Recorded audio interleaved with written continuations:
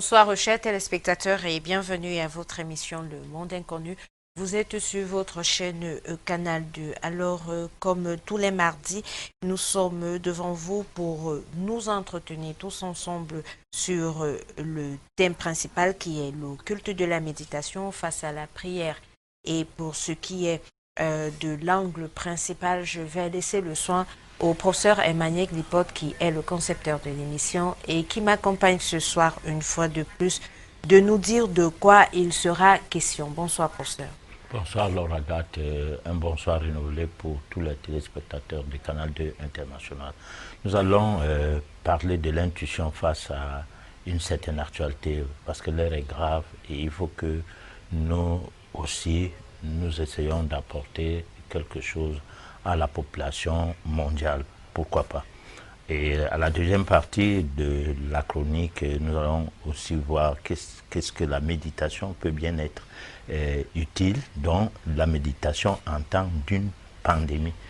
Et le reste, ça te concerne pour voir comment les articulations de tout ce qui est programmé ce soir va se passer, quoi. Nous allons passer 90 minutes ensemble, bien sûr, avec, comme vous l'aviez suivi, votre chronique qui va se faire en deux parties. Et actualité oblige, exceptionnellement, ce soir, vous aurez une autre chronique qui va se faire d'une certaine façon. Et ensuite, vous aurez la réflexion du soir et bien sûr, la possibilité de participer à votre émission en nous envoyant les messages via le numéro qui va s'afficher sur le bas de votre petit écran. Alors, si vous êtes déjà bien installé, le train va quitter la gare et le prochain arrêt, c'est la première partie de la chronique de ce soir.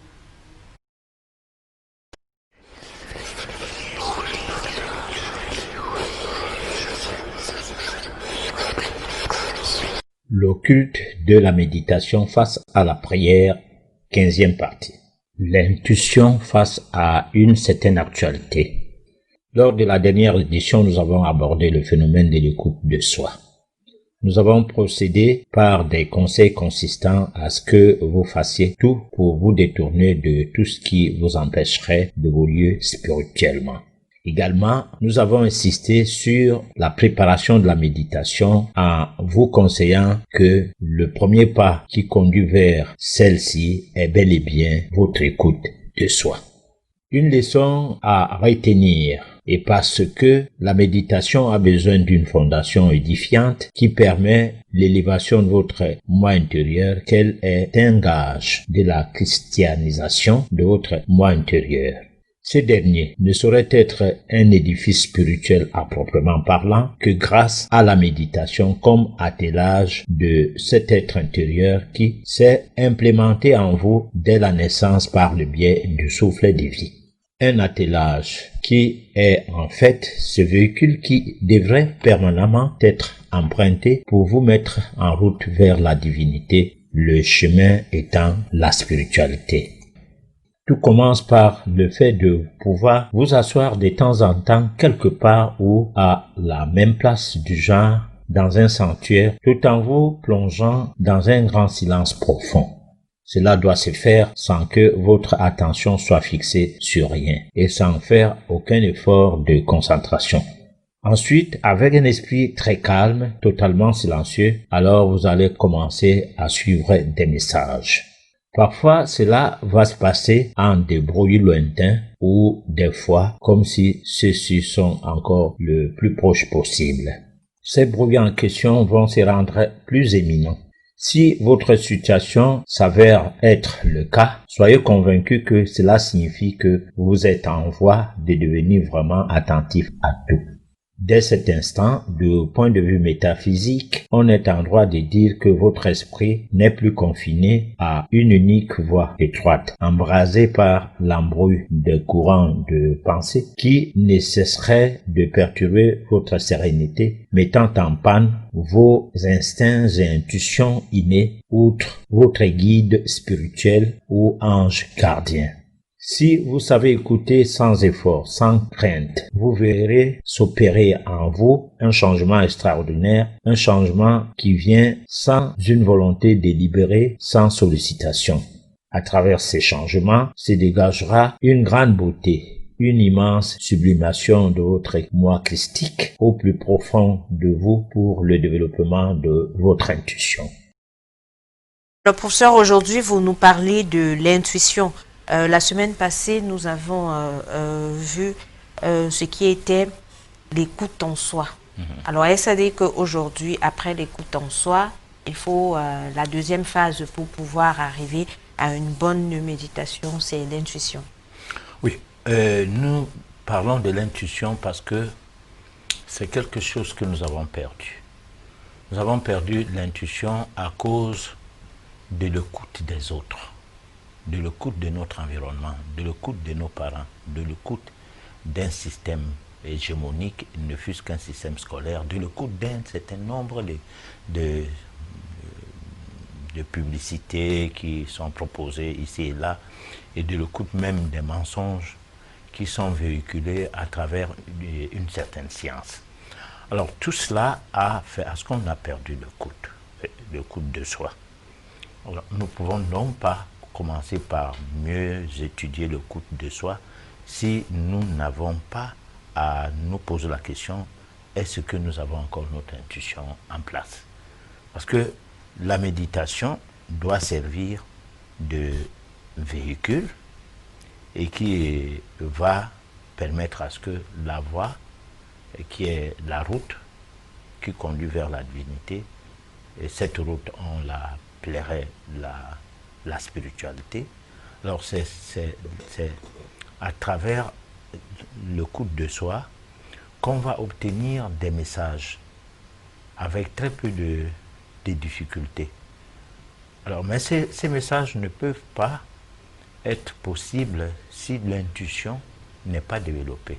Donc il faut que nous redéveloppions notre intuition, et ce qui va nous permettre de sortir des situations aussi dangereuses comme celles que le monde traverse à l'heure actuelle. Alors, professeur, il fallait définir l'intuition, comment est-ce qu'on pourrait le faire? Alors, l'intuition est en rapport avec son tempérament. Et on peut donner plusieurs sortes de définitions, des définitions littéraires, métaphysiques, c'est pas moi, scientifiques et tout. Mais moi, je prends l'intuition comme quelque chose qui est en soi et qui parle, mais qui cesse de parler lorsque on n'est pas au courant, c'est-à-dire lorsqu'on ne s'est pas branché à ça. C'est comme vous avez un poste radio dans la maison et que vous ne l'allumez jamais, ou bien comme vous avez un poste téléviseur que vous n'allumez jamais. Donc, vous n'arrivez pas à mettre en place quelque chose qui vous est utile, et pourtant vous avez besoin d'informations.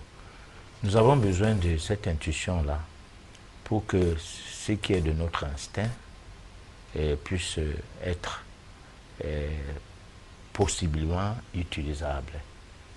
Alors, c'est l'intuition qui doit nous guider, ou qui est notre guide, en quelque sorte, par rapport aux prises de décisions le long de la journée. Parce que là, maintenant, prenons ce qui se passe dehors, où on dit laver les mains, faites ceci, faites cela. Mais il y a aussi que par intuition, on peut décider de sortir ou on peut ne pas sortir. Donc tout cela fait partie de situations qui interpellent l'homme à une autre direction, à une autre dimension. Parce que la dimension actuelle de l'homme est tombée plus bas. C'est-à-dire l'homme actuel dépend de tout et de rien. On dépend d'abord de la maman, du père, donc de ses parents. Après, on dépend de la maîtresse lorsqu'on est à la maternelle. Après, on dépend des maîtres et des professeurs. On grandit, on dépend toujours des gens jusqu'à la mort. Dépendre d'un système ou dépendre des gens ne doit pas être quelque chose de normal. On est dans un monde où il y a des guides, c'est vrai, il y a des personnes qui ont une longueur d'onde de plus sur le plan métaphysique. Il y a aussi des patrons, pour ceux qui travaillent quelque part et tout, Mais chacun doit jouer son rôle et chacun doit rester à sa place. Il ne faut pas quitter sa place pour se retrouver à la place de Dieu. Personne n'est Dieu pour l'autre. Résultat, nous disons toujours et nous insistons à le dire entre Dieu et nous, il n'y a pas d'intermédiaire. Donc nous avons l'obligation de faire le veille de notre intuition. Alors, professeur, avec l'actualité qui l'actualité qui est qui sévit, le phénomène qui sévit actuellement, comment est-ce que l'intuition pourrait nous aider à faire face à ce que nous avons devant nous? Alors, de par l'intuition, on a banni la peur. L'intuition voudrait que, prenons par exemple Rome, où se trouve le siège de la papauté. Alors là, je pense que l'Italie ne devrait pas être concernée par cette maladie, parce que le représentant de Saint-Pierre, Saint-Paul, ou je ne sais pas quoi, est directement le Vatican. Rien que lever une petite main et prier. Parce que lorsque nous parlions de la prière tout le long de cette série d'éditions concernant le thème l'occulte de la méditation face à la prière, si la prière guérissait, si la prière abdiguait l'être humain des situations, si la prière écartait toutes les difficultés qu'on peut avoir, c'est que le nombre de prières des églises qui existent et le siège de là où on peut parler, on peut penser que c'est là même. Parce qu'il y a les hommes de Dieu, mais il y a les représentants de Dieu, le pape en est un. Donc il n'y aurait pas un problème à se poser la question. Nous, en métaphysique, nous pensons donc qu'on a raison de dire aux gens, voilà, priez, certes, mais ne vous mettez pas dans une distraction. Parce que si vous priez pour prier, sans savoir pourquoi vous priez, ou vous priez pour que vous mettez entre les mains de Dieu ce Dieu imaginaire qui n'est basé sur quelque chose que sur votre foi, et pendant qu'il y a une situation, au lieu de veiller à ce que vous parveniez à vous-même trouver une solution, c'est ce que j'ai dit tantôt, j'essayais d'expliquer à travers l'intuition. Alors, pour finir, on se retrouve dans une situation où on fait appel à d'autres gens. Et ces gens-là peuvent être les gens qui aussi seront touchés par le même problème. On en sait quelque chose maintenant, c'est que le corps médical qui est le sapeur-pompier de situations épidémiques et autres est concerné par l'épidémie au même titre que les malades. Donc il y a un problème que l'être humain doit essayer de comprendre. C'est que nous avons manqué des connaissances. On nous a formatés, on a forgé nos cerveaux à voir les choses dans une direction. Parce que même pendant que nous sommes là, il y a des gens qui, quelque part, parce que c'est eux qui prennent la dernière décision, empêchent à d'autres de donner des propositions. Il n'y a qu'une seule voie qui se veut voie officielle.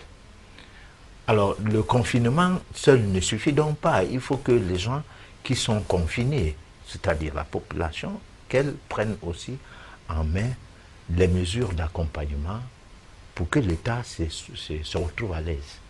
Alors maintenant, il faudra qu'il y ait quelque part des personnes qui forment d'autres à cela. Mais ces personnes ne sont pas celles-là même qui ont peur. Ces personnes sont, par exemple, dans le cadre métaphysique, on a quelque chose à proposer et c'est ce qu'on essaie de faire ce soir. On dit, essayez de rentrer au-dedans de vous. Vous aurez des messages, des transmissions, mais c'est seulement l'homme.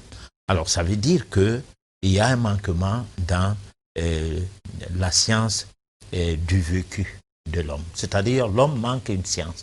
L'homme vit à tâtons.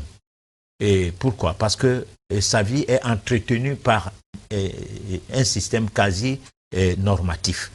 Alors, c'est ce système qui est basé sur des normes, qui sont des normes totalement impérialistes, c'est-à-dire des normes qui ont pour but de veiller à ce que ce qu'on veut que ça se passe, de la façon dont on voit le monde, que cela se passe de cette manière partout dans le monde. La preuve, actuellement, il n'y a qu'un seul corps qui doit s'occuper des malades. Moi qui parlais là maintenant, si on me testait positif, je serais confiné. C'est-à-dire, même ayant tous les moyens pour m'auto-soigner. On ne va pas l'admettre, on va dire, bon, mais écoutez, tu vas contaminer les autres. Pas pour autant le dire, parce que dans les différentes discussions qu'il y a entre médecins, pour faire prévaloir le manque de molécules ou alors de protocoles sûrs, ils vont jusqu'à dire que des gens guérissent de cette maladie sans véritable soin.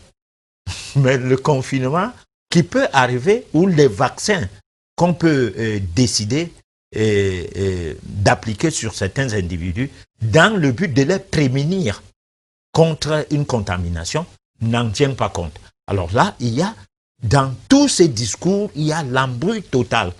Finalement, on sent des concepts et non la science. Alors, professeur, est-ce que j'ai envie de dire, faire des exercices respiratoires, faire attention à ce qu'on mange, est-ce qu'on pourrait dire que cela pourrait nous épargner de ce qui se passe actuellement? Oui. Oui, oui, et oui, et oui. Pourquoi on pense que le simple fait de laver les mains suffit? Ou bien on y met l'accent? Comme si la propreté du corps physique égalait la prise en charge par rapport au corps intérieur. Du moins, le corps physique de manière externe doit-il avoir plus de la valeur que l'intérieur de notre organisme? Je dis non. Parce que là, il y a les masques. Vous aviez quelque chose au visage. D'abord, vous n'êtes pas sûr si ces masques-là sont appropriés par rapport à la virulence du virus. Vous n'êtes pas sûr. D'abord, déjà, quel genre de masque? De deux, vous respirez le même air, c'est-à-dire vous renvoyez l'air au niveau du masque. Ça va, ça revient, ça va, ça revient. Donc, vous êtes dans un comprimement de gaz carbonique. Parce que vous rejetez le gaz carbonique, vous le reprenez. Les vaccins sont des choses totalement, c'est-à-dire des sortes de médicaments totalement humanitaires, parce que tu dois te vacciner pour ne pas contaminer ton voisin ou mettre les autres en danger.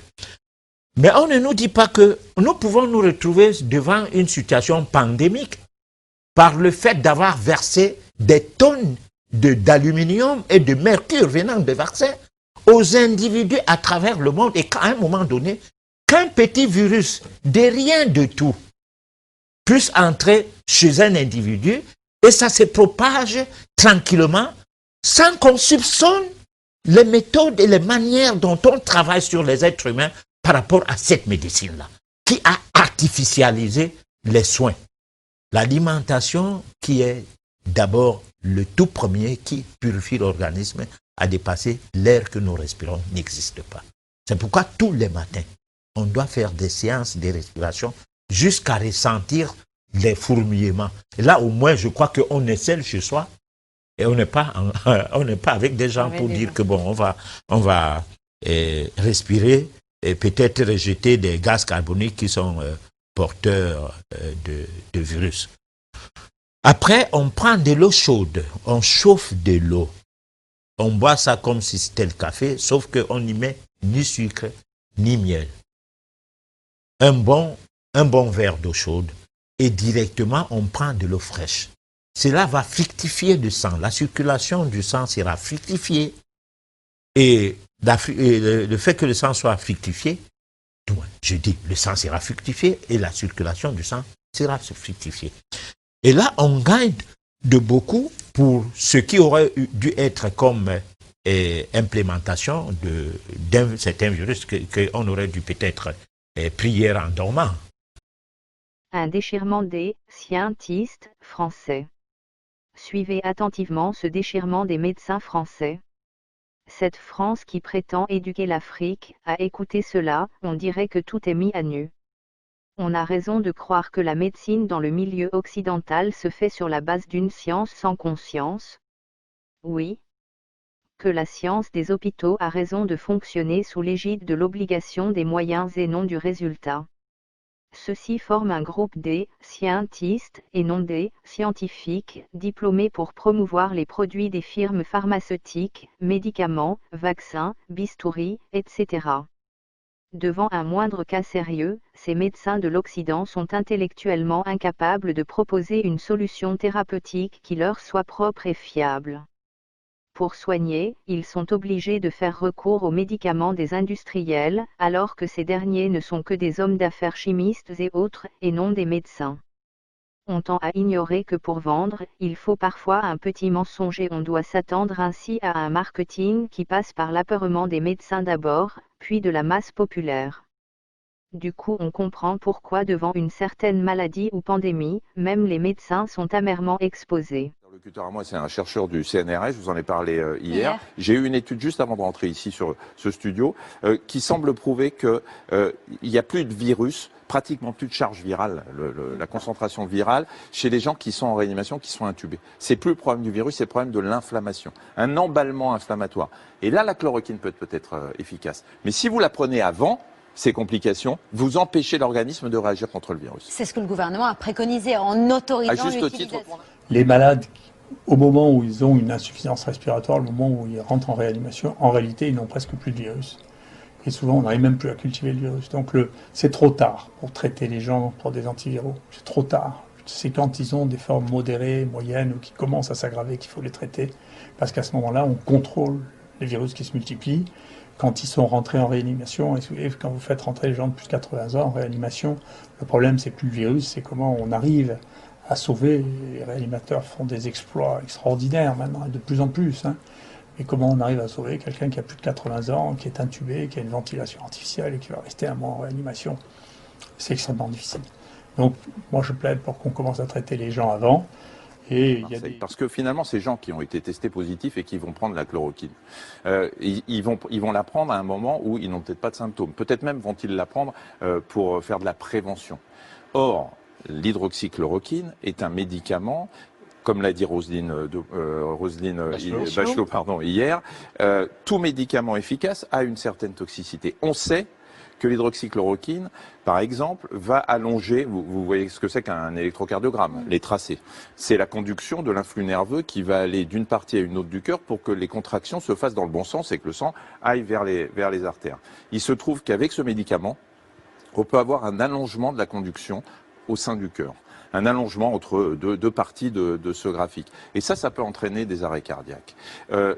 L'antibiotique qui est associé. Et c'est pour ça que les gens disent aujourd'hui, bon, si on peut pas faire autrement, mais on n'a rien d'autre. Donc faisons-le. C'est pas très grave. Ou ça marche pas. Mais si ça marche pas, et même si ça marche, il peut y avoir des complications. L'antibiotique qui est associé à la chloroquine, l'azithromycine, c'est quand je vous dis, je vais vous donner un antibiotique. Vous êtes infecté. Il marche pas. Bon, je vous change d'antibiotique 8 jours après. Mais non, mais l'azithromycine, elle entraîne aussi les mêmes problèmes cardiaques que la chloroquine, et vous allez ajouter. Donc finalement... Pour la toxicité, là aussi, le monde devient fou. Je vois que la FDA aux États-Unis, qui est quand même vraiment un gendarme extrêmement sévère, a donné le feu vert pour traiter les New-Yorkais avec l'hydroxychloroquine et l'azithromycine, pour mettre les choses en perspective. L'azithromycine, il y a un travail, je ne connais pas l'équivalent en France, mais qui a été fait aux États-Unis. Dans une année, il y a 1 personne sur 8 qui prend de l'azithromycine. Donc je ne sais pas si vous vous rendez compte de la fréquence de ça. Quant à la chloroquine, il y a plus d'1 milliard de personnes qui ont mangé de la chloroquine. Donc si vous voulez vraiment chercher la toxicité des choses, c'est vraiment... Et alors, l'hypothèse selon laquelle il y aurait des torsades de pointe qui est plausible, quelque chose auquel il faut faire attention, c'est la raison pour laquelle on fait des électrocardiogrammes, et surtout le dosage du potassium, parce que quand le potassium est bas, il y a un danger. Ça correspond plus à des gens qui ont des multiples maladies et de multiples médicaments, et plutôt ceux qui sont dans une phase très grave en réanimation, dans laquelle les choses deviennent compliquées, mais en même temps, on les détecte très facilement dans ces conditions, les allongements électriques qui précèdent la torsade de pointe, et ça se traite par du magnésium intraveineux très bien aussi. Donc encore une fois, c'est juste des fantômes que l'on agite là.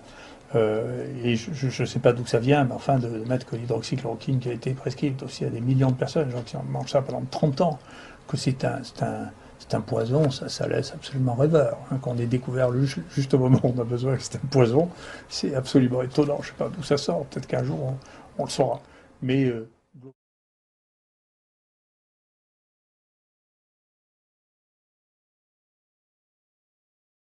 Professeur, si on a l'habitude souvent de dire que tout ce qui nous arrive dans la vie n'est pas forcément mauvais. Il y a sûrement une leçon, ou alors on devrait grandir après cette situation. Aujourd'hui, le monde est frappé. Malédiction, je ne sais pas, peut-être. Alors, mais maintenant, c'est déjà là et ça va sûrement se terminer à un moment.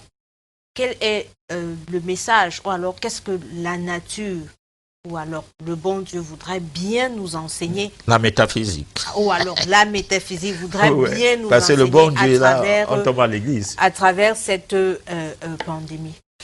Alors, je crois qu'il y a des marées hautes, les marées basses. Il y a le flux et le reflux. Lorsqu'on voit les mouvements de la mer, on ne se pose pas de questions souvent. Mais il y a des moments où les gens mettent des bases sur un socle, disons, comme si on faisait l'édifice ou des châteaux, des cartes, et qu'ils soient étonnés que les cartes-là s'écroulent à un moment donné. Nous sommes dans un monde où je me pose la question si, cette fois-ci, les gens vont changer des méthodes. Parce que au niveau de la santé officielle, du moins des officiers de la santé, ils ne sont pas prêts à en découdre. Leur véritable bataille, là maintenant, ça ne s'arrête pas seulement pour soigner les maladies. Mais qui a le droit de faire quoi, hein? Et comment ça doit se faire entre eux qui font partie de la même chapelle.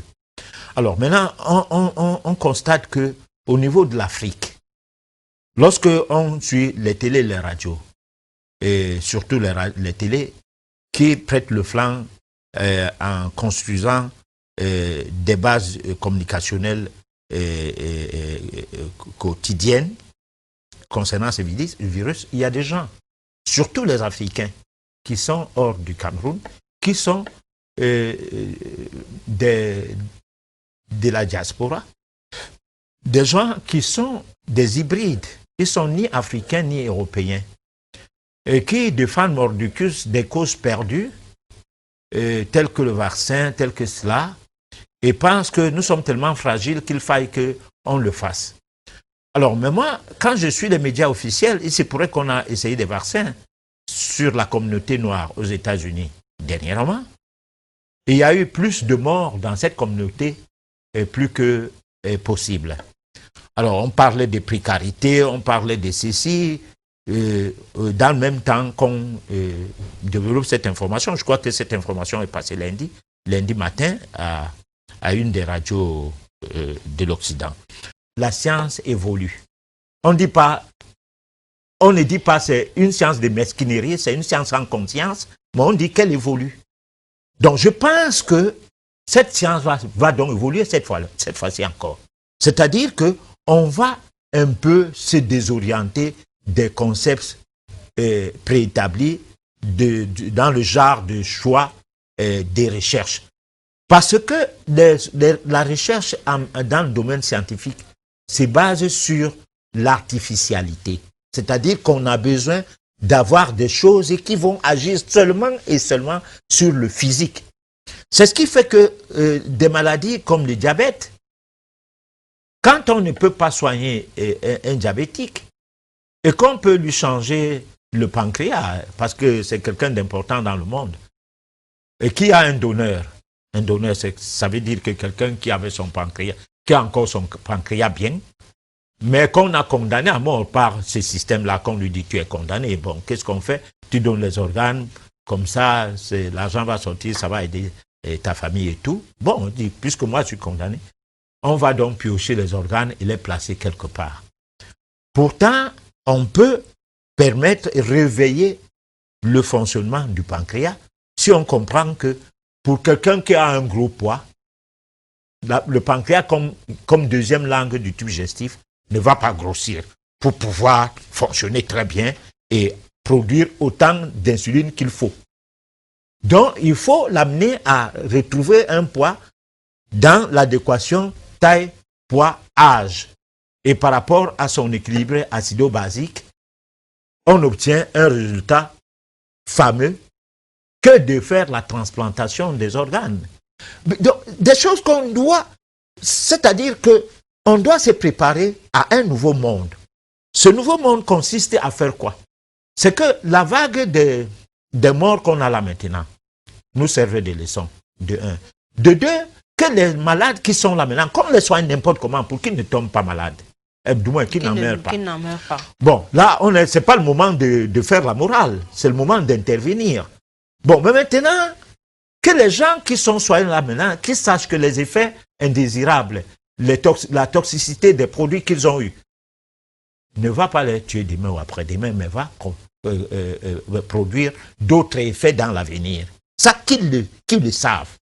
Moi, je dis souvent aux gens, quand tu finis de prendre des médicaments, prends aussi une cure de détox pour permettre à ton corps d'évacuer les excès d'excipients, des produits qui font partie des excipients qui n'ont pas été biodégradés dans l'organisme.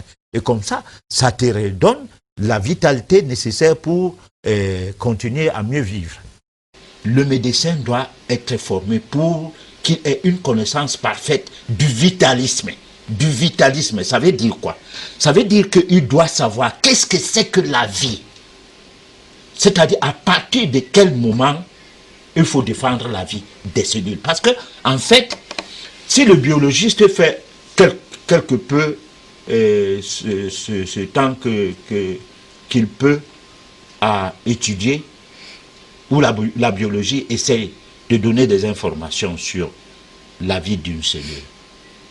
Mais on est allé très loin en médecine où il n'y a pas que l'être vivant cellule.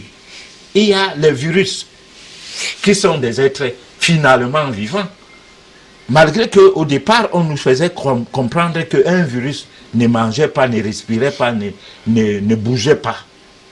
Bon, mais aujourd'hui, on ne sait pas comment, par le biais de quel genre de mécanisme les virus ont aujourd'hui pu obtenir des noyaux avec une vie qui permet d'attaquer des cellules et puis prospérer dans l'organisme. Donc il y a des choses. Il faut qu'on révise le système scolaire et il faut que le pharmacien et le médecin fassent la même étude. Il faut que le biologiste soit enseignant. Il faut que tout cela soit porté vers la science.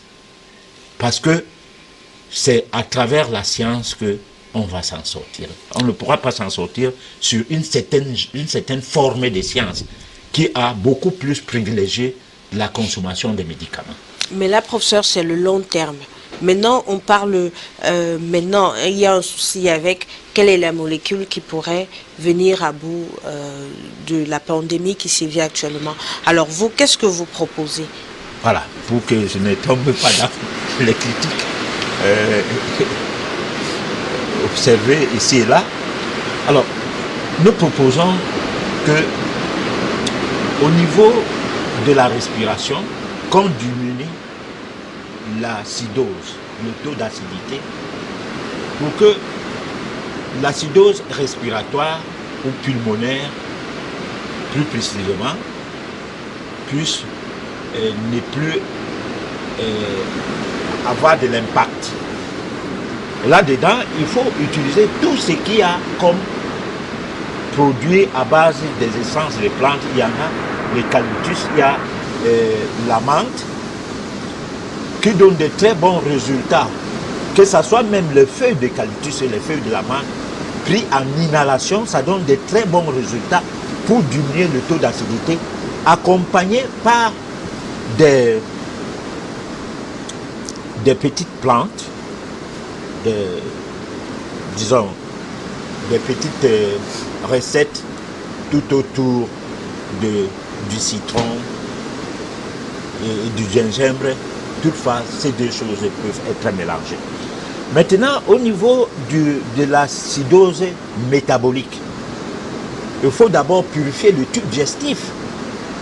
Parce que c'est le tube digestif d'un malade ou de n'importe qui est purifié, c'est-à-dire si par voie buccale, on fait boire des composants comme des basiliques sauvages au citron avec le sel gemme en des quantités allant d'1 litre à près de 2 litres à chaud pour un petit temps, comme pour dire toutes les 1 heure d'intervalle on prend un verre, jusqu'à provoquer un drainage par voie anale et que directement qu'on fasse directement un lavage toujours par voie anale en utilisant l'oignon et le citron dans 2,5 litres d'eau, tout juste après, où on aura mis le bicarbonate de soude, où on aura mis l'huile d'olive. Là, je parle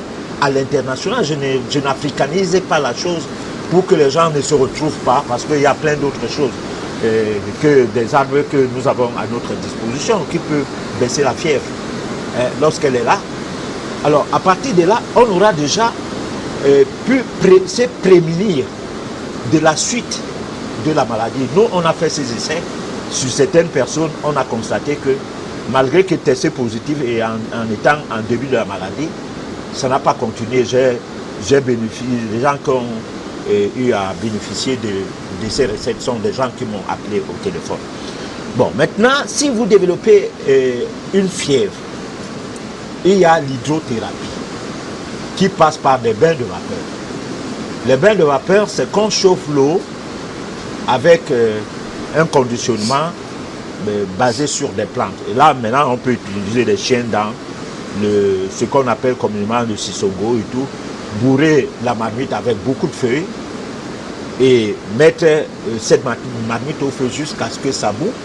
Et puis vous prenez cette marmite, je parle de ceux qui veulent aller dans la direction d'agir parce qu'ils pensent que, du moins, ils se retrouvent dans une situation où ils ne peuvent rien faire d'autre que d'agir par eux-mêmes. Parce que ceux qui doivent aller à l'hôpital, je ne les demande pas de ne pas aller à l'hôpital. Ils n'ont qu'à aller à l'hôpital. Mais ceux qui peuvent faire quelque chose par eux-mêmes. Alors, lorsque vous êtes sous la couverture avec cette marmite, et vous ouvrez la marmite petit à petit, la vapeur monte sur vous, vous transpirez énormément jusqu'à obtenir, à partir du bas de votre menton, le plein de la transpiration au creux de votre main, sans avoir peur de vous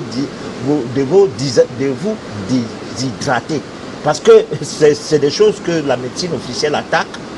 Bon, ils ne proposent pas des choses, mais ils sont là pour attaquer les choses que les gens proposent. Alors, maintenant, votre sang sera libéré des parasites ou des déchets qui auraient dû faire corps avec le virus, et le virus se retrouvera dans l'impasse.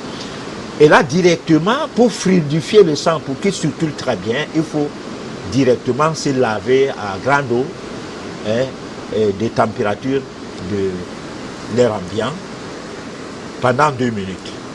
Et vous vous habillez, vous allez voir que la fièvre va chuter directement. Et attendre à ce que ça recommence le lendemain, vous faites la même chose. Un risque d'être malade, de se faire diagnostiquer. Alors là bien aussi, sûr, mais alors répondez à ma question. Là vous aussi, avez suffisamment de tests à Marseille, contrairement à d'autres régions. Comment vous les avez, tous ces tests? On va dire, je peux vous dire que c'est difficile, il faut être débrouillard.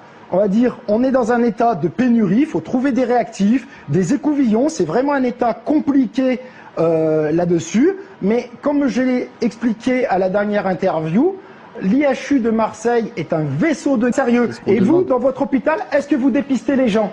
Évidemment. Alors, réponse. À votre avis? Oui ou non? À votre avis? Ben, je ne sais pas, donnez-nous les chiffres. Combien vous faites de tests? Je suis pas venu polémiquer, je suis venu expliquer aux téléspectateurs Est-ce qu'à la Pitié-Salpêtrière, où on en est vous dans arrivez... le traitement d'une maladie qui n'a pas de traitement. Est-ce que vous arrivez à dépister tout le monde à la Pitié-Salpêtrière à Paris? Personne ne dépiste tout le monde nulle part actuellement par manque de tests. Ben nous aussi. Ça c'est clair. Bon, mais arrêtez de dire nous oui, vous non, c'est pas du tout le problème. On est devant une épidémie grave qui tue des gens. On n'est pas en train de s'opposer. On a le même objectif. On arrive à faire déjà une chose. Attendez, donc il faut déjà... que tout le monde parle en même temps. Ouais, moi ce que j'aimerais savoir, Éric Chabrière...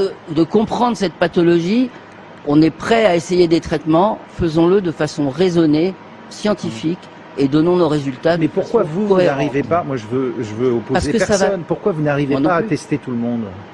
Mais on n'a pas assez de tests, c'est clair. Donc eux, ils en ont assez à Marseille, mais vous, à Paris, vous n'en avez pas assez. Mais monsieur, je suis désolé, le tester tout le monde, ça vaut quand l'épidémie commence.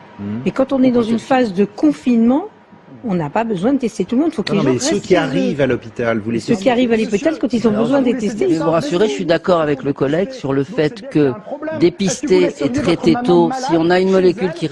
Aujourd'hui, ce soir, au moment où nous parlons, combien y a-t-il de détresse respiratoire, de réanimation? Non mais, il y a des gens qui arrivent en détresse, on va dire, là-dessus. Moi, ce que je vous dis, c'est que je prends les données brutes. C'est pour ça, vous voyez, qu'on est déjà en train de partir sur de la méthodologie.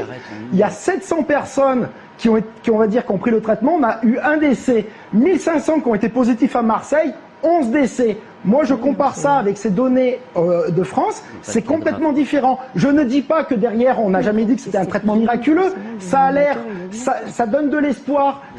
On va dire, ça a l'air de bien fonctionner. Pourquoi est-ce qu'à un moment donné, on vous dit qu'on a peut-être une bouée qui a l'air de flotter et vous êtes en train de me dire qu'elle n'est pas homologuée? Donc laissons se noyer les gens. Alors, vous avez vu aussi l'Ordre des médecins ce soir qui dit quoi? Qui appelle les médecins à attendre la confirmation ou l'infirmation de l'utilité de la prescription de ce traitement. Il s'agit sans doute de l'étude européenne Discovery, 3200 patients traités en Europe, dont 800 en France, et la plupart qui sont déjà dans des cas graves. Qu'est-ce que vous pensez? Quelle est votre réaction à ce communiqué de l'Ordre des médecins qui est tombé ce soir, hein? On l'a reçu tout à l'heure.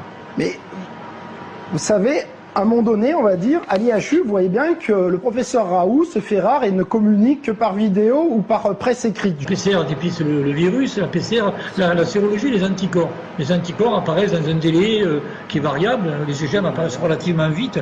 Si on regarde les études de Wang qui ont été faites, en Chine, on se rend compte que si on cumule, par exemple, la PCR et les IgM anti-Covid-19, on a une sécurité à 98, je crois, 98 et quelques pourcents en ce qui concerne le diagnostic. C'est évident que les IgM, c'est intéressant, bien sûr, c'est intéressant. Bon, il y a deux types de tests. Éric Chabrière, j'aimerais qu'on revienne sur vos 701 personnes qui ont été traitées avec la chloroquine et un antibiotique. Quel profil ils ont? Ce sont des jeunes, des vieux, des gens déjà très atteints? C'est tout le monde? C'est le tout venant, c'est le tout venant, c'est le tout venant, c'est la politique qu'on prône, c'est dit que vous avez des symptômes, un diagnostic et une prise en charge. C'est comme ça. Pour les biais, on peut comparer les gens qui sont juste diagnostiqués précocement. Bien sûr, on va dire c'est beaucoup mieux, ça, tout le monde s'accorde là-dessus, et je pense que c'est une bonne chose. Mais après, on a aussi les gens qui ont été mis sous hydroxychloroquine et azithromycine, et on a encore une baisse d'un facteur 5. Comme je dis, on ne dit pas que c'est... Tout ça, on le prépare maintenant pour le faire après ce pic. Donc, de grâce, gardons raison, étudions les données, discutons-les avec vous, mais pendant ce temps-là, tout le monde travaille d'arrache-pied pour essayer de sauver. Alors, il nous reste une minute. Éric Chabrière, est-ce que dans la semaine prochaine, vous aurez testé et traité 1500 personnes au train où vous allez? Je pense que c'est à peu près à ce rythme. On va dire, nous, on a décidé de faire ce choix, dépister et prendre en charge les personnes avec notre traitement s'ils le désirent. Et tant que les données sont encourageantes, on va continuer. Et si les données devaient à changer, on arrêterait ou on réadapterait. Pas de malade en C'est notre position. C'est empirique, voilà. Il n'y a pas une rationalité, on n'est pas dans la norme, dans la méthode. C'est là où sont nos divergences. Je pense que tout le monde sur le plateau est d'accord pour lutter contre la maladie, sauf que nous n'avons pas forcément des fois la même vision pour avancer. Mais vous imaginez ce que ça signifie pour l'ordre des médecins, le qualificatif empirique? C'est là le problème. Mais la médecine, durant, on va dire, les centaines d'années, a toujours avancé comme cela. La médecine est souvent qualifiée d'art et pas de science. Les choses sont très compliquées. Regardez bien toutes les molécules qui avaient une indication précise, une AMM, qui... Et c'est l'industrialisation de la vie qui a tué l'homme. Parce que l'industrie, c'est la richesse. Si le Cameroun a 10 sociétés industrielles, comme les sociétés brassicoles et la principale société, je ne les cite pas, où les impôts par an, d'abord, dans le cadre de l'entreprise même, c'est des milliards.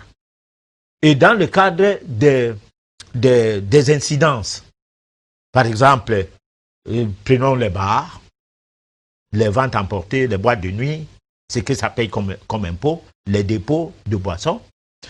Et dans les incidences sur le plan santé, les sucreries qui donnent des cancers, et les cancers de sein, les cancers de col de l'utérus, les cancers de sang, toutes sortes de cancers. C'est sur les colorants que cela ressort. Je n'inventais rien. Alors, cela entraîne les impôts au niveau des cliniques et au niveau du médicament.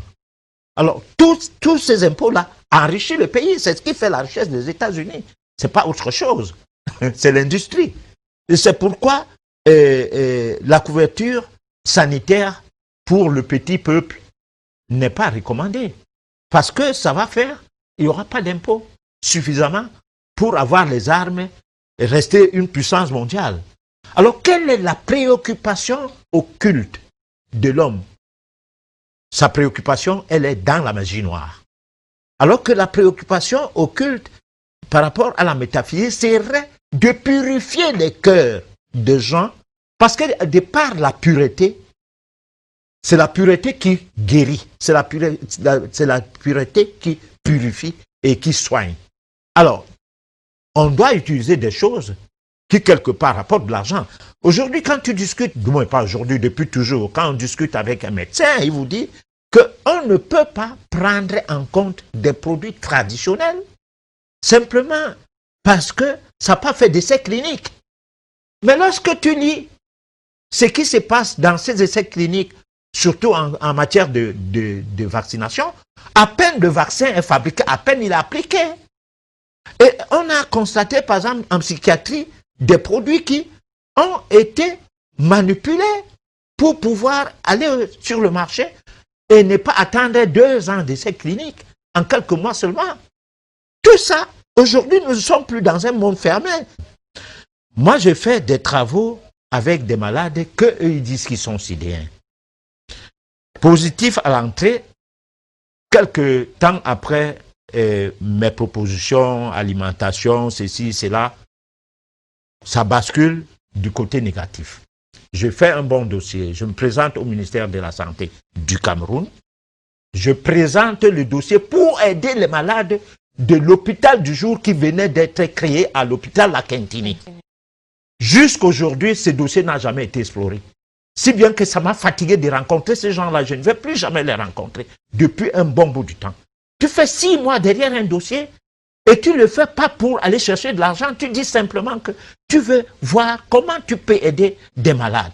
Mais parce qu'on les a confisqués, hein, donc tu n'as pas accès à ces malades. Et pourtant, comment je suis arrivé à cette histoire? J'avais remarqué que au niveau de la Quintini, beaucoup de malades qui étaient déclarés sidéens entraient par l'entérogastrologie.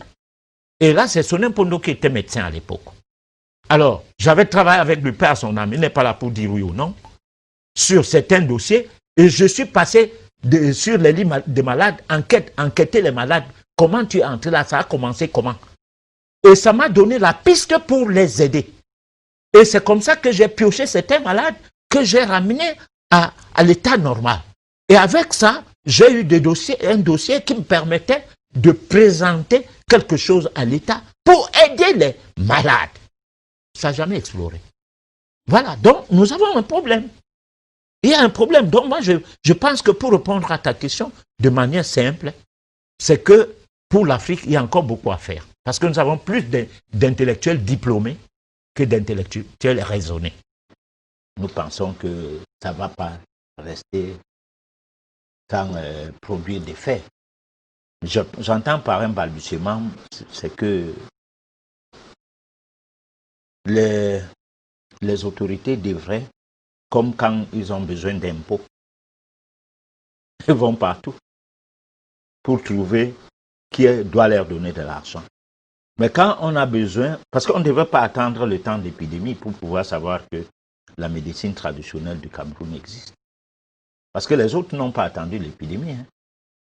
La Thémisia existe depuis dans les pays et ils en utilisent pour le paludisme. Il y a un médecin au Congo qui a eu même des problèmes et l'OMS a interdit et que les recherches soient approfondies vis-à-vis de ces médicaments. On a failli peut-être créer de l'ordre de ces médecins. Parce que le business ne va pas avec les choses qui viennent d'Afrique. Hein. Le business, ça va bien avec les choses de l'Occident. Voilà. Même les choses qui viennent de l'Asie n'intéressent pas le bon business. Voilà. Alors donc, je pense que cette fois-ci, c'est la meilleure. Il faut qu'on s'en sorte et qu'on commence à penser à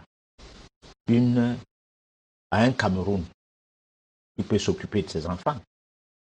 On vient nous donner de l'argent, on doit venir nous donner de l'argent, ou on va nous donner de l'argent, ou surtout quoi. Parce que nos toitures brûlent. Mais les gens qui nous donnent de l'argent, nos toitures ne sont qu'en train de commencer à brûler peut-être. Mais les toitures, c'est complètement foutu. Comment tu peux avoir tes enfants, c'est le voisin qui les nourrit. Et un voisin lointain, d'ailleurs pas même le voisin, une personne qui a empêché que tu bâtisses bien ta maison. C'est lui qui vient nourrir tes enfants, les soigner. Hein? Et c'est lui qui te montre le chemin qui conduit pour prier ton Dieu. Et c'est lui... Mais non, mais il y a quelque chose qui ne va pas en Afrique, en fait. Donc je pense que le Cameroun, comme tous les autres pays d'Afrique, et avec l'exemple de Madagascar, et avec ce que la Chine est en train de faire comme travail de fond en utilisant sa médecine traditionnelle comme pilier. Parce qu'il y a, dans cette médecine, ils ont même fait une soupe avec 3 plantes médicinales qu'on fait boire aux malades à la place de l'alimentation normale, qui favorise le rétablissement, du moins l'élimination de l'acidose, qui rétablit l'équilibre acido-basique de l'organisme facilement. Parce que en fait, c'est de ça qu'il est question. Voilà. Alors, dans le sens de résoudre ces problèmes financiers, dans tous les sens, néanmoins. Voilà. Alors, comment connaître comment se purifier grâce à la méditation et quel en sera l'impact dans la vie pour celui-là qui la pratique? Alors, se purifier grâce à la méditation passe par l'éducation que cela implique, donc par l'initiation à la méditation. Je crois que l'élément qu'on a essayé de proposer là a donné quelques pistes, hein, au-delà de ce que nous allons proposer davantage pour mieux comprendre la chose. Donc la méditation, ça s'initie. Et à partir de là, on peut comprendre bien, du moins, on peut être en phase avec une autre vie, et une vie florissante, une vie aisée, une vie paisible. Alors, quand, comment, pourquoi et par qui doit-on être initié? Oui, bon, mais là, il y a des structures d'initiation. Il y a, par exemple, une formation sur le plan métaphysique qui permet de comprendre le mécanisme de la méditation. Cette formation s'est faite donc dans un cadre précis. Ça ne se fait pas en l'air, Voilà. Alors, est-il possible pour un homme qui est attaché au bien matériel de retrouver le vrai chemin de Dieu, créateur de l'univers? Non. Non, même s'il va construire une église. Après, parce qu'il y a les gens qui ne payent pas les salaires de gens, il est devenu multimilliardaire dans le faux, et qui est, au soir de sa vie, ou bien à un moment donné de sa vie, il construit une chapelle. Bon, pour que les gens viennent prier dedans. Alors, il se présente comme une personne du côté de la médecine. Il a construit un pavillon dans un hôpital quelque part.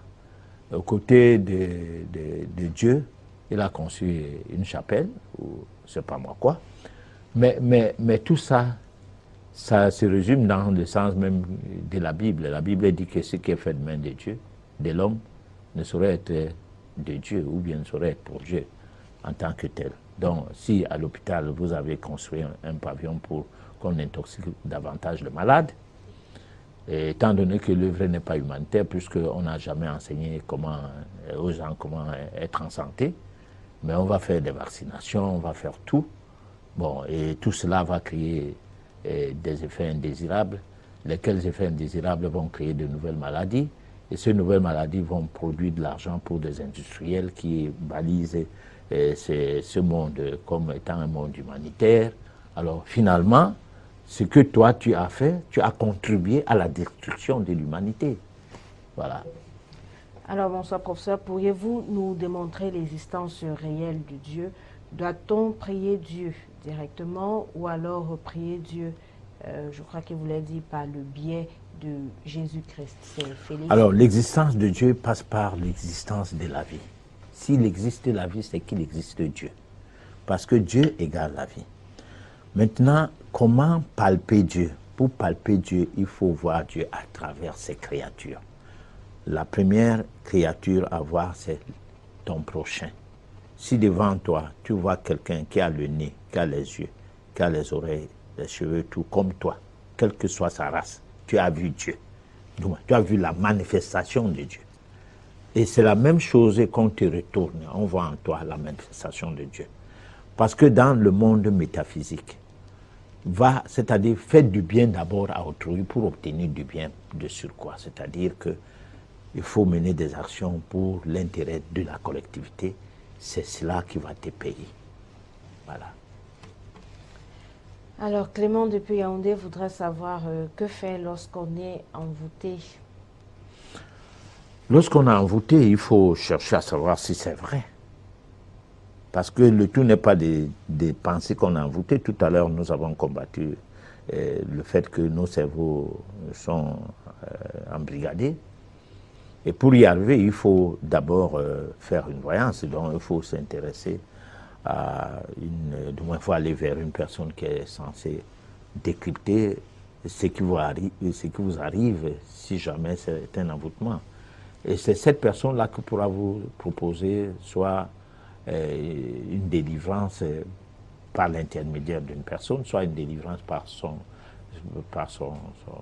une certaine auto-délivrance, je vais dire. Voilà.